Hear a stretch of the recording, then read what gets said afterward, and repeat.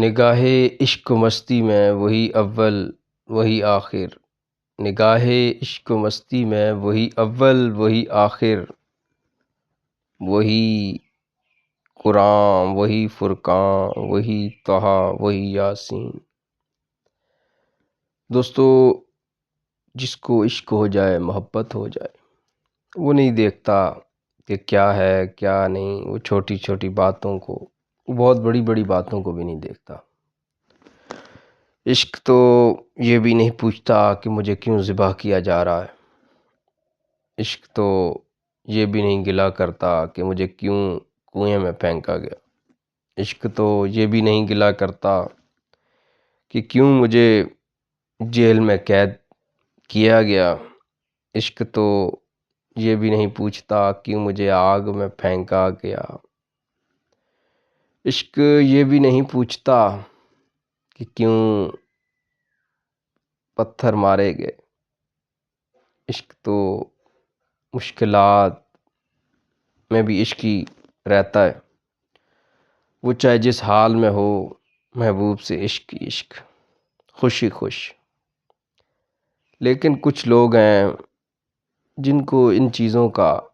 مطلب نہ، وہ ہر چیز کو عقل پہ پرکھنے کی کوشش کرتے ہیں، اور عقل اتنی محدود ہے کہ ہم تو سوچتے ہیں کہ ہم نے جہاز بنا لی، انسان نے یہ چیز بنا لی، یہ چیز بنا لی،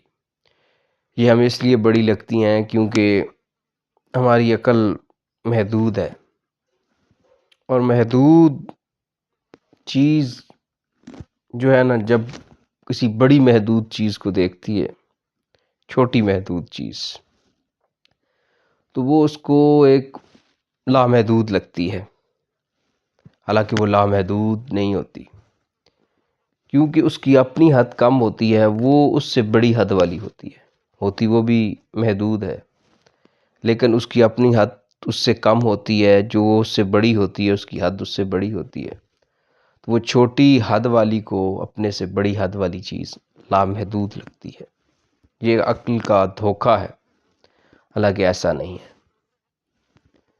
دنیا میں جتنی بھی چیزیں ہیں جن کو ہم پرکھتے ہیں، مشاہدہ کرتے ہیں، یہ بڑی محدود ہیں۔ لامحدود ذات صرف اللہ کی ہے، جس کی کوئی حد نہیں ہے، جس کی کوئی شروعات نہیں ہے، کوئی آخر نہیں ہے، اختتام نہیں ہے، وہ زمانوں کی قید سے آزاد ہے، نہ اس پہ ماضی اثر کرتا ہے، نہ حال، نہ مستقبل، وہ ایک ساتھ سب زمانوں میں ہے۔ اس کی ذات بڑی کریم ہے، بڑی رحیم ہے، بڑی مہربان ہے، اور اس نے کتاب قرآن مجید نازل کی، اور عرب جو بڑے فصیح و بلیغ عربی جانتے تھے، بڑے بڑے شاعر تھے، اور ان کے اس دور میں وہ اپنی زبان کی اس جو ہے مطلب بس فصیح و بلیغ ہونے پہ فخر محسوس کرتے تھے کہ ہم جیسی زبان دنیا میں نہیں ہے جیسی ہم لوگوں کی زبان ہے، فصیح و بلیغ۔ اپنی زبان کی فصاحت و بلاغت پہ بڑے نازاں رہتے تھے۔ ان کے سامنے جب قرآن مجید نازل ہوا ہمارے پیارے کریم آقا نبی کریم حضرت محمد صلی اللہ علیہ وآلہ وسلم پر، تو انہوں نے بڑے بڑے اعتراض اٹھائے کہ نعوذ باللہ آپ جادوگر ہیں، مختلف القابات سے جن کو ہم اپنی زبان سے ادا نہیں کر سکتے۔ انہوں نے کوشش کی نبی پاک صلی اللہ علیہ وسلم کو جانی نقصان پہنچانے کی کوشش کی، مالی نقصان پہنچانے کی، ہر طرح کا نقصان پہنچانے کی کوشش کی۔ پہلے تو انہوں نے لالچ دینے کی کوشش کی، لیکن انہیں کیا معلوم کہ ان کے پاس تو سب تھا، جو چاہتے اللہ سے حاصل کرتے، لیکن انہوں نے اس جہان کے لیے چیزوں کو رکھا کہ یہ دنیا تو اتنی سی چھوٹی سی ہے، یہاں پہ جو اللہ کی آزمائشیں ہیں ان کو نبھائیں، تاکہ ان کا تو ویسے ہی رتبے کا کوئی جو ہے وہ انتہا نہیں ہے جو ہمیں معلوم ہو، اللہ کو ہی معلوم ہے کہ ان کی کیا انتہا ہے۔ اور کیا مقام محمود ہے جس کا اللہ تعالیٰ نے ان سے وعدہ کیا ہے، ہم تو اندازے ہی لگا سکتے ہیں۔ تو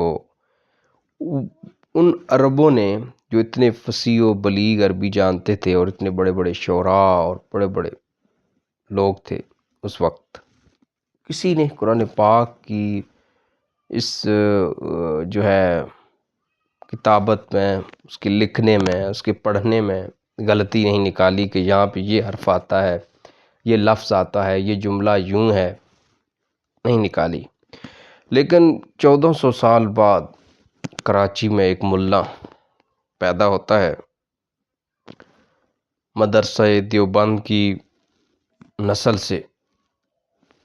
تو اس کو نظر آتی ہیں غلطیاں قرآن پاک کی کتابت میں اور پڑھنے میں۔ دیکھیں کہ وہ صبح و شام اپنے بچوں سے بھی عربی میں فصیح و بلیغ عربی میں بات کرتا ہے، مجھے بتائے ذرا یہ مفتی، اپنی بیگمات سے بھی، اور روزمرہ ہر وقت عربی میں اس کی ہزاروں کتابیں چھپ چکی ہیں، کیا اس مفتی کی کوئی 2-3 کتابیں ہمیں بھی دکھائے جو عربی میں اس نے چھاپی ہیں، تو ہم بھی پڑھیں کہ کتنا بڑا عربی دان ہے یہ ملا جس نے یہ بکواس کی ہے اور غیروں کو راستہ دیا ہے۔ یہ جو اعتراض یہ ملا اٹھا رہا ہے، یہ تو ایسے لگتا ہے جیسے ملحد آج کل آپ دیکھیں سوشل میڈیا پہ تو وہ اعتراض اٹھا رہے ہوتے ہیں قرآن پاک پہ، نبی کریم صلی اللہ علیہ وسلم پہ۔ تو اس نے بھی کچھ اسی طرح کی حرکت کی ہے، شاید لا علمی میں کی ہے یا جان بوجھ کے، یہ دل کی بات ہم نہیں جانتے، اللہ جانتا ہے۔ لیکن جب اتنا سوشل میڈیا پہ اتنی فین فالوئنگ اور یہ رکھنے والا بندہ اس طرح کی بات کرتا ہے اس دور میں، آپ کو پتہ ہے بات کہاں کی کہاں نکل جاتی ہے،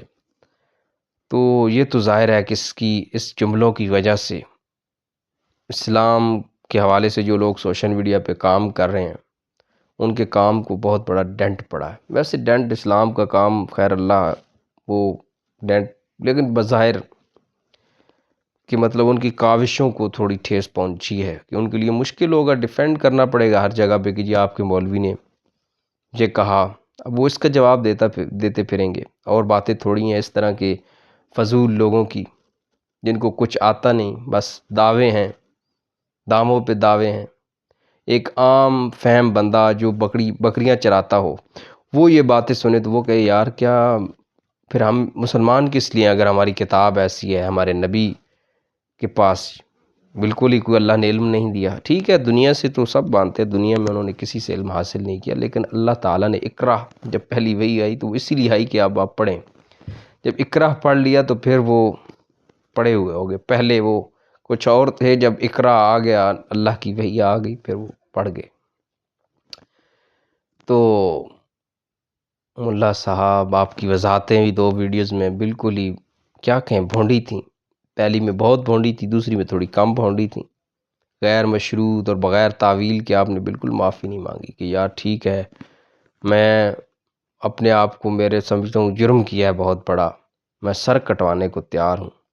لیکن اللہ مجھے معاف کر دے، مجھ سے غلطی ہو گئی ہے، مجھے یہ بات نہیں کرنی چاہیے تھی، بہت بڑی غلطی، نہیں ایسے نہیں کیا۔